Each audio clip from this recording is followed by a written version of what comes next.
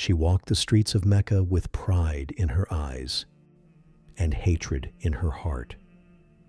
She mocked the Prophet, scattered thorns in his path, and thought her wealth would protect her from fate. But revelation spoke her name, etching her legacy in fire. His wife, the carrier of firewood, around her neck, a rope of palm fiber. This is not just a story. It's a warning. Who was Umm Jamil?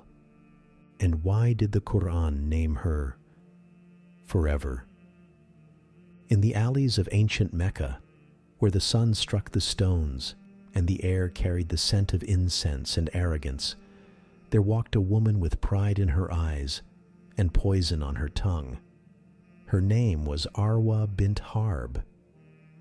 But history would remember her differently, not as Arwa, not as a daughter of nobility, but as Jamil, the mother of beauty who chose ugliness in spirit. She was the sister of Abu Sufyan and the wife of Abu Lahab, the fiery uncle of the Prophet Muhammad. Peace and blessings be upon him.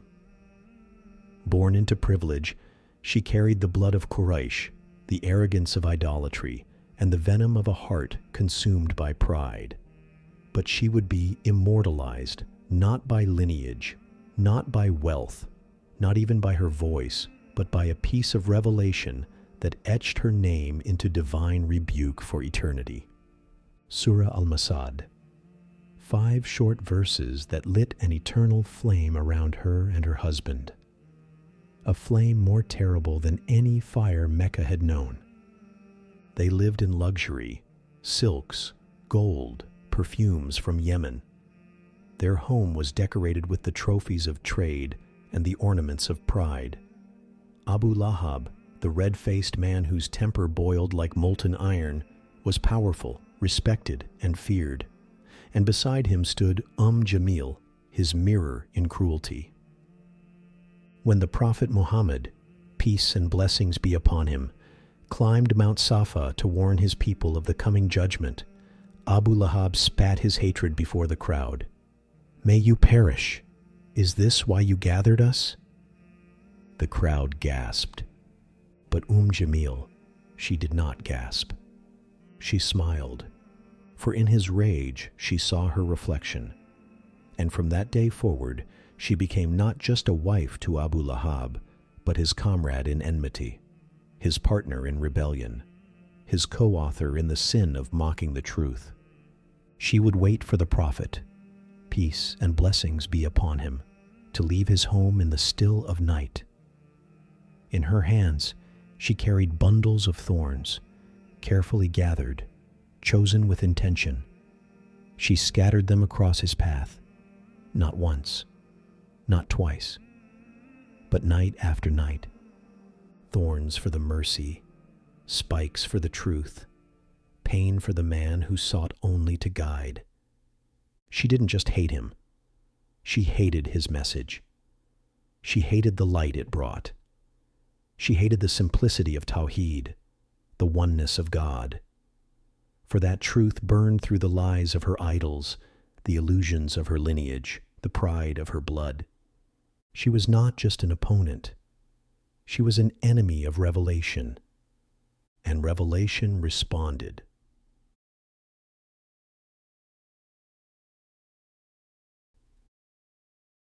Perish the hands of Abu Lahab, and perish he.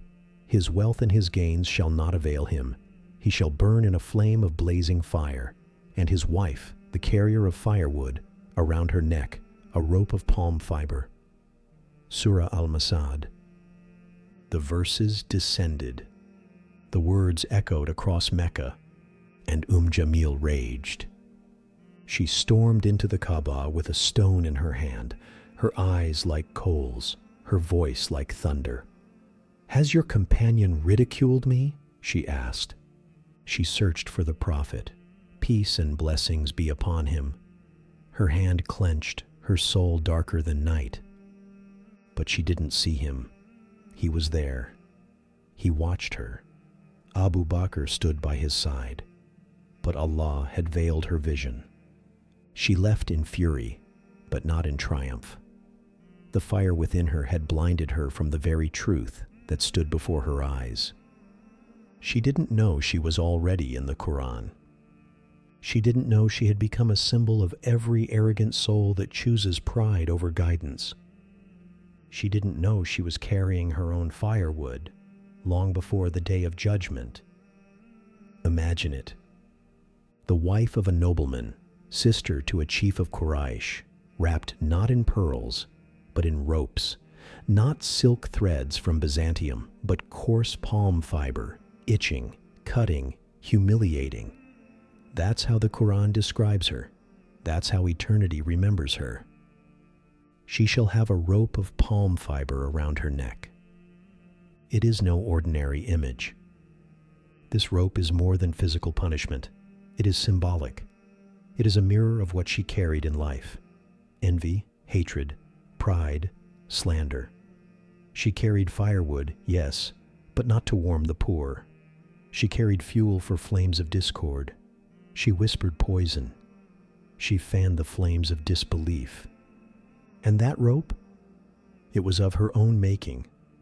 Every insult, every mocking smile, every hidden thorn, every word twisted to wound, each was a strand, a fiber, until it wound around her neck in the next world, the way her pride had choked her in this one. Jamil was not merely a polytheist. She was a worshiper of something far more dangerous, her own ego. She believed her status protected her, that her beauty, her name, her tribe, her husband's power made her untouchable. But revelation made her the subject of a permanent ayah. Her punishment was not just for disbelief, it was for arrogant disbelief, the kind that refuses light not out of confusion, but out of spite, the kind that sees the truth, feels it burn, and chooses to spit on it. Many disbelieved, few mocked, many rejected, few slandered. But Jamil, she led the chorus. She choreographed the ridicule. She made it fashionable to laugh at the Prophet Muhammad, peace and blessings be upon him. And she laughed until the words of Allah came down like thunder. They say time humbles all, but not her, not in life. Her fire remained lit until death found her. But in the records of the unseen, it was already written. Her name would not be known for generosity, nor for kindness, nor for intelligence, charm, or strength. Her name would live on because she tried to extinguish the light of Allah with her words, her hands, her eyes, and her fury, and failed because the light of Allah is never put out. No matter how many thorns are laid in the path, no matter how many voices shout, no matter how powerful the family name, she lived in fire, and she died with it inside her. Why does the Qur'an mention her? Why preserve the story of a bitter woman from Mecca, long gone, unknown to the world before revelation exposed her soul? Because she is not just Jamil. She is every heart that mocks the truth, every soul that chooses arrogance over surrender, every tongue that spreads division, stirs hatred, and delights in humiliation. She is a warning disguised in flesh and jewelry, a parable wrapped in the folds of nobility, a prophecy fulfilled in public disgrace. And she is proof that when you oppose the messenger of Allah, peace and blessings be upon him, not just in doubt, but in war, in mockery, in personal spite, you do not fade quietly. You are recorded, named, judged by heaven. What's most chilling about Jamil's story isn't her screams in the Kaaba. It's her silence in the hereafter. We do not hear her voice again, not in a hadith, not in poetry, not in pride, only in flame, only in rope, only in divine verse that burns eternally. She fades, but her punishment remains etched in sound, recited in every land, memorized by children, whispered in prayers. A surah so short, yet so sharp, it cuts through the ages. In every corner of the world, believers read Surah Al-Masad, and unknowingly they say her name. The woman who carried firewood is carried in fire forever. And now look to the opposite. Khadija bint Khuwaylid. May Allah be pleased with her. Another Qurayshi woman, a noble, a woman of power and wealth. But what did she do with it? She embraced the truth. She comforted the Prophet. Peace and blessings be upon him. When revelation first descended, she believed when others mocked. She gave when others took. She was silent in dignity, not in humiliation. Two women, both noble, both influential, both remembered. One is praised in heaven, one is condemned in the Qur'an. What separates them? Not status, not lineage, not gender, but one word: faith. The story of Jamil is not a tale to be mocked or used to curse a woman long gone. It is a mirror, a reminder that every choice we make, every whisper, every mockery, every act of pride or humility builds our legacy. Her name became a lesson. Will ours? She thought she was untouchable, that her power shielded her. But the Qur'an stripped her of all protection and revealed what matters in the end. Not what you wear, not what you carry in your hands, but what you carry in your heart.